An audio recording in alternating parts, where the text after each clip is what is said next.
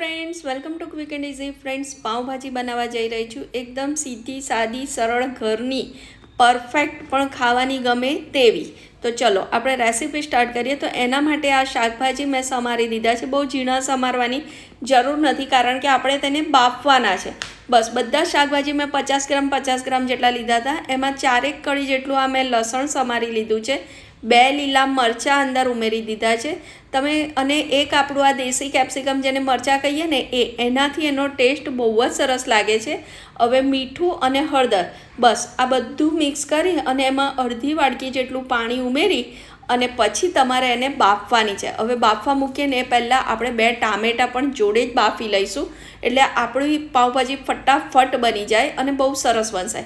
બસ હવે આવી રીતે એને કાપા કરી અને મૂકી દેવાના છે અને તમારે 3 વિસલ કુકરમાં મારી દેવાની છે. હવે જો તમે આટલું સવારે રેડી કરી દો ને તો સાંજે તો તમારી પાઉંભાજી 10 જ મિનિટમાં રેડી થઈ જશે. જો આપણી વિસલ પણ થઈ ગઈ. હવે એના છોતરા આપણે કાઢી લઈએ એટલે ખાલી ગર જ રહેશે.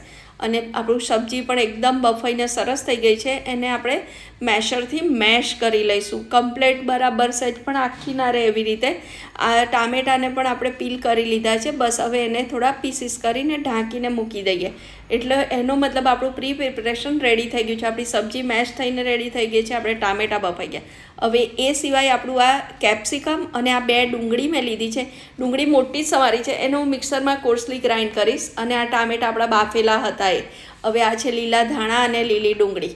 અને આ છે આપણા પાઉંભાજીની જાન. મેં 3-4 લાલ મરચાં અને 4-5 લસણને પલાળીને રાખ્યું હતું. હવે સૌથી પહેલાં આપણે આ કોર્સલી ગ્રાઇન્ડ કરી દીધી ડુંગળી.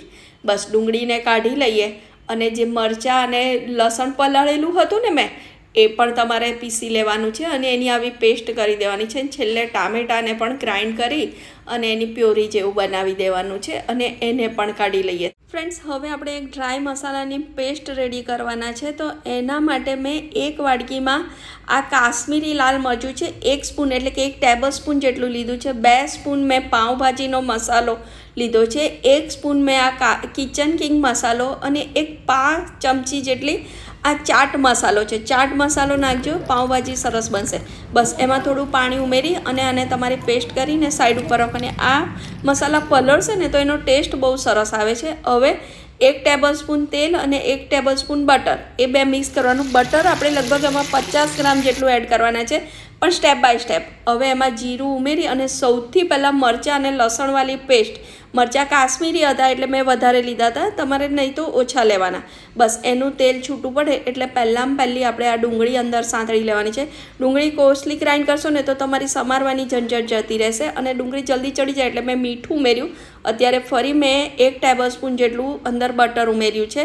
હવે એ બરાબર તેલ છૂટું પડે ને એટલે આપણે જે મસાલાની પેસ્ટ કરી હતી ને એ તમારે એડ કરી દેવાની છે અને બરાબર હલાવી લેવાનું છે. થોડીક વારમાં તો મસ્ત તેલ અને બટર છૂટું પડશે. આ થોડીક કસૂરી મેથી ઉમેરી છે અને એને તમારે બરાબર હલાવી અને થોડું ચડવા દેવાનું છે. બસ હવે આપણે આ ટામેટાની પેસ્ટ જે રેડી કરી હતી ને એ અંદર ઉમેરી અને 2 થી 3 મિનિટ એને ફરી થવા દેવાનું છે. ફરી આપણે 1 ટેબલ સ્પૂન બટર નાખીશું એટલે અત્યાર સુધીમાં આપણે 3 ટેબલ સ્પૂન જેટલું બટર ઉમેરી દીધું છે, લગભગ 45 ગ્રામ જેટલું.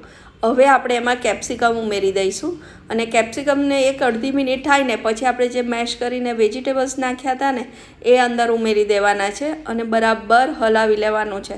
ફ્રેન્ડ્સ, હવે આપણી 50% જેટલી પાઉંભાજી રેડી થઈ ગઈ છે. હવે કન્સિસ્ટન્સી સેટ કરવા માટે મેં 5 કપ જેટલું અંદર પાણી ઉમેર્યું છે અને હવે એને બરાબર 10 મિનિટ એકદમ સિમર થવા દેવાની છે. એ થાય ત્યાં સુધી આપણે બન શેકી લઈએ. તો એના માટે બટર, તેલ અને એમાં થોડીક સબ્જીની ગ્રેવી ઉમેરી અને ધાણા મૂકી અને મેં બન શેકી લીધા છે એટલે કે મારા મસાલા બન રેડી થઈ ગયા.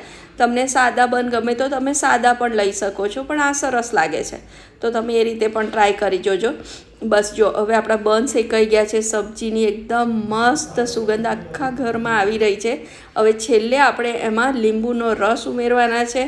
1 ચમચી મેં નાની કિચન કિંગ મસાલો, 1 ચમચી પાઉંભાજી મસાલો, લીંબુનો રસ, ધાણા અને લીલી ડુંગળી એટલું ઉમેરી અને હવે આપણી પાઉંભાજી રેડી થઈ છે. સર્વ કરીશું. તો આ ડુંગળી છે, બન આપણા શેકાઈ ગયા છે અને સબ્જી આપણી રેડી છે. તો ચલો ગરમા ગરમ પાઉંભાજી આપણે એન્જોય કરીએ. ફ્રેન્ડ્સ, હવે બટર વગર કેવી રીતે ચાલે તો આ છેલ્લે બટર પણ છે. તો જુઓ આ રીતે પાઉંભાજી જરૂર બનાવજો. ફ્રેન્ડ્સ મારી ચેનલને સબસ્ક્રાઈબ કરજો. Thank you.